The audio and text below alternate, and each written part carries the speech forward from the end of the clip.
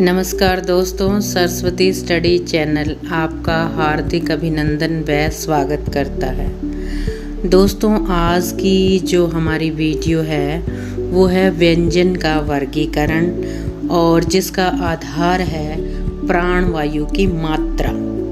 प्राणवायु यानी कि हमारी सांस जो हम लेते हैं और फिर छोड़ते हैं। तो किसी भी वर्ण का उच्चारण करते समय हमारी प्राणवायु यानी कि सांस जो हमारे फेफड़ों से उठकर जब मुंह से बाहर निकलती है तो उसे हम प्राणवायु कहते हैं। तो हिंदी व्याकरण में मुंह से बाहर निकलने वाली इस सांस यानी कि प्राणवायु की मात्रा के आधार पर भी हिंदी व्यंजनों का वर्गीकरण किया गया है और इस प्राणवायु के आधार पर मात्रा यानी कि क्वांटिटी के आधार पर व्यंजन के दो भेद हैं। एक है अल्प प्राण व्यंजन और दूसरा है महाप्राण व्यंजन।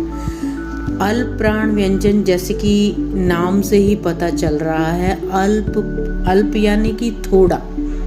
तो जिन व्यंजनों का उच्चारण करते समय हमारी प्राणवायु की जो मात्रा है वो कम लगानी पड़ती है, उन्हें अल्प प्राण व्यंजन कहते हैं। और इसमें प्रत्येक वर्ग का पहला, तीसरा और पांचवा वर्ण और य, र, ल, व व्यंजन जिन्हें हम अंतस्थ व्यंजन कहते हैं, ये अल्प प्राण व्यंजन कहलाते हैं और इनकी संख्या 30 होती है, 30।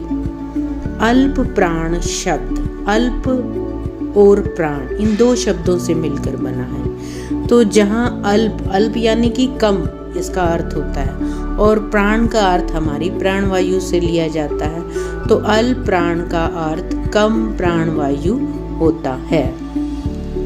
हिंदी वर्णमाला के समस्त स्वर अल्प प्राण ही होते हैं। उसके बाद प्राणवायु के आधार पर व्यंजन का जो दूसरा भेद है वो है महाप्राण व्यंजन। इसके भी नाम से ही पता चल रहा है कि महा यानी कि अधिक मात्रा। तो जब प्राणवायु की मात्रा अधिक लगानी पड़ती है व्यंजनों का उच्चारण करते समय, उन्हें महाप्राण व्यंजन कहते हैं और प्रत्येक वर्ग के दूसरे और चौथे व्यंजन को हम महाप्राण व्यंजन कहते हैं।